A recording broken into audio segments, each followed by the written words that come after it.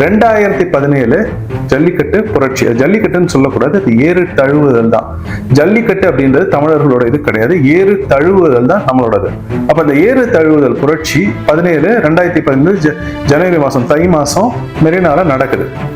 இப்ப இந்த மெரினால நடக்கிறதுக்கு யார் காரணம் அப்படின்னு உங்களுக்கு தெரியுமா? யார் இதற்கான விதையை போட்டது அப்படின்னு? இந்த 2017 மெரினா புரட்சிக்கு விதையை போட்டவர் தாத்தா நம்மாழ்வார். நிறைய பேருக்கு இந்த உண்மை தெரியாது.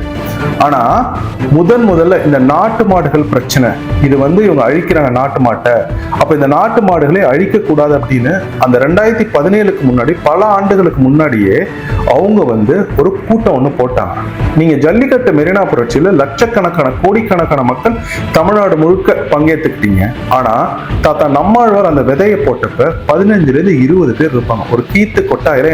எனக்கு நல்ல நினைவுல இருக்கு அந்த காணொலி எடுத்து வைக்க நான் தவறிட்டேன். அந்த காணொலியில முதல்ல தாத்தா நம்மாழ்வார் பேசுறாங்க. அந்த விதையை போட்டது தாத்தா நம்மாழ்வார். இது நிறைய பேருக்கு தெரியாது.